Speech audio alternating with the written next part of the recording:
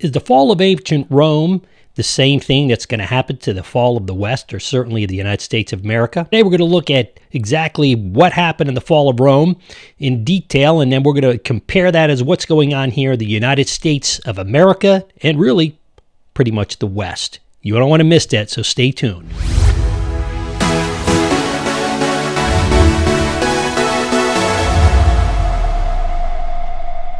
Greetings, everybody. I'm your host, Stevie Garofalo. This is Reason for Truth, the channel and organization that helps you, both Christians and non-Christians, cut through the fog of culture's distorted truth, because in our relative world, the truth doesn't change, but the human will to distort it certainly does. We cut through the distortion of current events with the truth as an antidote to the false messages that are so pervasive in our world today. You know what I say, the reason for truth, where the truth comes first, the reasons come last, but where we're always and constantly learning. Because when we stop learning, we stop teaching, or at least stop teaching well. Before we get started, make sure you couple things real quick. Just reach down there, smash that subscribe button, and give the Italian left hook. We call that Gancia Sinistro. Boom! That little alert bell down there. Two things, like frickin' frack. Peanut butter and jelly. You know how that goes. Frosting and a cupcake. Subscribe button, alert bell. All right. Prior to the fall of Rome, Rome's state enterprises controlled the mining industry in great part of Western Europe. Large farms and factories were privately owned, but with few exceptions, which were, as you could guess, we would call them today government elites or elites, corporate and government elites. But back then it certainly was the upper class Italians that came from Rome, who so far were, they were so far from integrating into society. In many cases, they were just simply ancient landlords living in Rome while their gold was mined hundreds of miles away during their own personal enrichment. And the bulk of the state and private profits, by the way, from this mining of gold were remitted to Rome, but Rome did not consider them to be sufficient. We call that greed. Right? There's a saying we have here in business. It says, you could be a pig, just don't be a hog. Why? Well, pigs get fat. Hogs get slaughtered. You ever heard that? If you didn't, you did now. Does this sound familiar, by the way, to the present global world government bodies in 2022? All their diplomacy and all that stuff has gotten so corrupted. For them, by the way, going back to Rome and Western Europe and the gold mine here, for them, like ancient Rome, enough is just never enough, just like today. And a little bit is just not enough before, again, wanting just a little bit more. And I think it goes on infinitum because of human sin. Now, here's where things get interesting in comparing the fall of Rome with the fall of the global elites. Or certainly, I don't want to say the whole West because it's not, but it's a good part of it. Immeasurable amounts of words, by the way, have been written about the fall of Rome and Rome itself, and how it became insatiable to its greed and its extravagance and its opulence that effectively bankrupted itself, just self-destructed. That's usually what happens when we have it too good for too long. And what happened is Rome lost the will, not only their will, but their means to keep the barbarians from entering its gates. And as a result, as their power declined, it demanded even more remittances from the colonies, meaning they kept taxing and overtaxing to the point of self-destruction and obliteration. So for Rome, the prestigious privilege of being a Roman citizen was obligation to pay taxes. And, you'd say, listen, you want to be a Roman citizen, pay the big taxes. And for that, as a foreign state, even away from Rome, that was what you had to do. So as a result, this became increasingly intolerable because you can only raise taxes so high before people start getting a little angry or they don't pay their taxes. So now during this long period of time in history, come to be known as Pax Romana, which means Roman peace in Latin, and is depicted really as a state of tranquility throughout the Mediterranean world, which within this context is when the Roman Empire protected and it governed individual provinces through the world, permitting, by the way, all these provinces throughout the world, different countries to administer. They didn't come in all the time and just rule. They did like what we see in today's world. They'll put in a puppet, right? Or somebody certainly it's going to support Rome at the very least.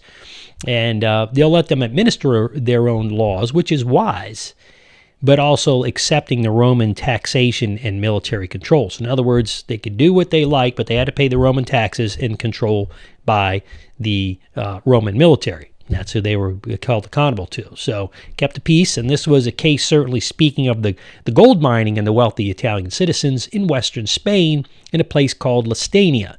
where the local, that was Western Spain, where the local municipalities had been allowed to evolve into self-governing communities, whereby the townspeople elected magistrates from among themselves. Sound familiar? Very similar to the way the United States is run today. And in turn, the governing individuals or municipalities collected taxes, sending us a lot of that back down to Rome, at least some of it. And then what happens is the local municipalities, eventually they got corrupt and they decided they want to take money. It's like the tax collectors during the time of Jesus, right? But anyways, here in Rome and Western Europe, it got to the point of running the non-wealthy into the ground. While they lived, the wealthy got wealthier and the poor got poorer. The wealthy lived in opulence. The archaeological evidence is that for generations, they spent the majority of their tax money on public works, things like roads, bridges, aqueducts, temples, bathhouses, and theaters, and the like. That's good for right? That was proper use of tax money. But as Rome's tax demands increased, sound familiar?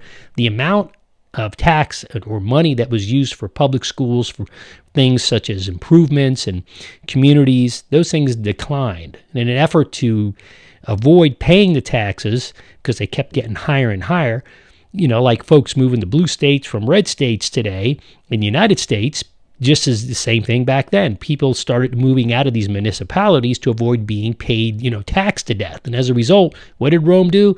Man, they gave a stern edict, and it made it illegal to move out, so you had to stay there. Sounds like COVID being stuck in your house. It's kind of similar to it, not allowing you to leave your home in an epidemic.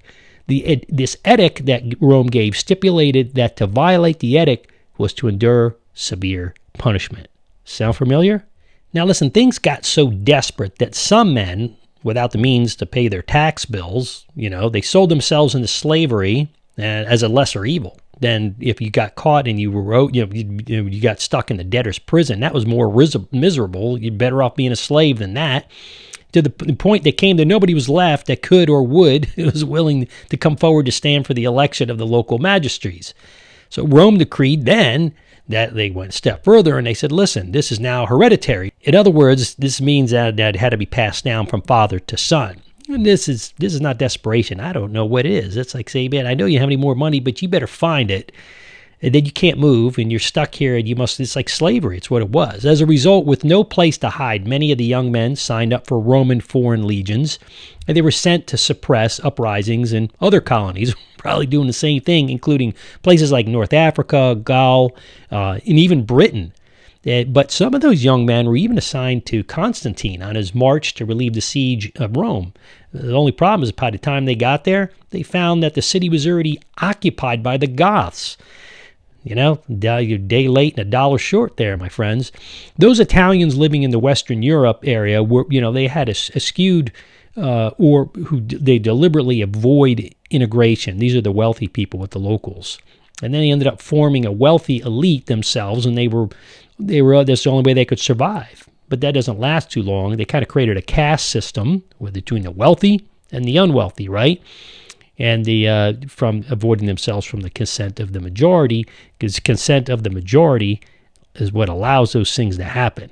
You can't have 10 rich guys telling 1,000 poor guys what to do for very long. Eventually they figure it out, and then it begins to backfire on you, and you have no recourse. But that only lasts so long. But it was this point that Rome's authority in Italy itself became under challenge, and as the old saying goes, all good things must come to an end.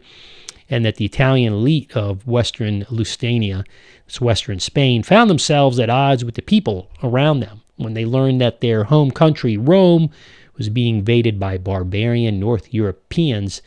That brought some sobriety to begin to set into them. And pretty soon thereafter, destruction ensued. From the Roman Empire all the way to Western Spain, the Roman Empire began to crumble. Now, since that time, large amounts of evidence, which wasn't known for many years, but then it began to surface, and that amount of archaeological evidence has been found in Western Europe, and the archaeologists, interestingly enough, have discovered all this rubble that was left behind. It gives evidence to this terrible wave of destruction which swept through the country around AD 250. Traditionally, the destruction was blamed on invading hordes of Vandals, but it's now coming to light that this first wave of devastation destruction occurred long before the Germans arrived. Those were the barbarians, I guess, back then. But this begs the question as to who was responsible for the destruction, right? You might ask that question. Who do you think it was? Well, it's none other than the locals themselves. Although the majority of the masses who were kind of getting raked over the coals, the archaeological record shows that the wreckers and the pillagers were not undiscriminating in how and what they and who they targeted. They were focused on wealthy Roman Italians who owned so much of the property, controlled so many of the profitable parts of the economy, and who treated their slaves and their paid employees very harshly and rudely and unfairly. And as a result, their factories, their lush villas they lived in were utterly and totally destroyed by the masses. This is what happens. Listen, parties don't go on forever when you don't treat people well. There's much more to the story and perhaps warrants some follow-up. If you would like to hear more about it, listen, drop a note below. I'll go ahead and continue on, but I want to put just a little bit of reality and application to where we're at here in 2022. With the real inflation at 15%, you want to know what that means when I say, Steve, what do you mean by real inflation? Well, the government says it's 7%, but there's a formula they use. It's called the CPI, and the CPI, that formula has been changed to protect the innocent, right? I'm joking. That formula has been changed to make it look less than what it is. If you use the same formula that the CPI was originally created for, 1970s at least, you go back and use the formula the way it was back then, you would show inflation at 15%. Most people would agree, right? If you go to buy a car now, you're spending about $5,000 to $10,000 over MSRP just to get a car if you can get it. Lack of chips, inflation. Listen, prices of food, which is a sin, are going up. It's leaving people hungry. It's leaving shelves bare. And most of Americans are less able to pay their bills by the day. So let's remember that God is in control first and foremost. But, how does this go? Well, eventually God allows for ironic twists and consequences to turn on the abuser by the abused. That's the point here. Am I trying to say this is good or bad? No, I'm saying this is a consequence. God's judgment comes in the form of lifting of his hand of protection, provision. Remember, he creates order. Mankind in his sinfulness takes order from order, things that the order God created, and he takes it order to disorder. That's what's happening here, by the way. And so the consequences of simple man creating a really bad situation, which that's what's happened here. The government policies have destroyed much of the West and certainly the United States. And this is what I call the abuser on the abused, by way of God's lifting his hands of protection and blessing on the nations, certainly the United States and its people. And I like to look at that as a simple fact. And the very monster that sinful man and government has let loose through the elitist abuse, I repeat, always gets to the point, just like it did in ancient Rome, that monster can't be put back in the box. And at this point, as was in the case of the fallen Rome, this ends up leaving the abusive with one direction, which is to keep taxing, keep abusing, keep extorting, and keep harming because there's no other choice. Can't raise interest rates because you're getting too far, because I'm telling you, it'll destroy the economy and you won't be able to pay that debt. I'm 30 trillion with a T dollars of debt. By the same token, if you don't, you're going to have inflation that will not stop. So this is called harming the masses to the point that the monster that they created, who can't afford things like food and cars and things that they need to live in heat, well, those monsters begin to turn on the masters that created them, and they begin to eat them. And in other words, I was watching an interview the other day on Epoch Times, and it was interesting how they showed a lady in San Francisco. And she says, we used to live and let live. And she says, now the crime is coming to us. No police. People now, it's very organized. They'll follow people back to their homes, tie them up, rob them, do what they need to do, and I guess beat them and sometimes rape them. And that's the way it goes. She said it used to happen in the poor areas, then in the middle class areas, and now it's happening to the wealthy. This, ladies and gentlemen, is the same story as it seems to repeat itself over and over throughout history. We seem not to learn because we get greedy and fat and happy, and we think this is going to be this way forever. In the end, we have but one hope, by the way, which is the grace and the power of God. But that won't happen until we truly turn en masse back to God. There's always a remnant. God will provide for that remnant. If you're truly in him, he's one way. I didn't say he's going to make life easy, but he's going to provide for you to some degree. You may suffer. You may even some give their lives, but for the most part, God is going to provide and protect you.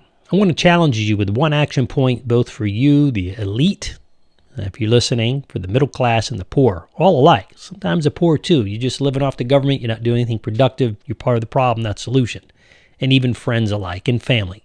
This one action point is found in 2 Chronicles 7:14. It says this: if my people who are called by my name will humble themselves and pray and seek my face and turn from their wicked ways, then I will hear from heaven and I will forgive their sin and will heal their land. That's the bottom line. I don't know of another scripture that could say it any better. That is the bottom line. I don't need to look at 10 scriptures. I think that scripture says it all. Listen, that's my challenge for you today. And that's our only hope. Outside of that, it's lights out for a while, folks. We're going to have to go through some deep water. I hope you're going to take me up on that challenge. You hope you're going to share this with your loved ones. And listen, I hope you do so in both truth and love, because that's the truth. The truth, though, the love always has to be with the truth. Can't be softening it up. At this point, we need to hear the truth. All right.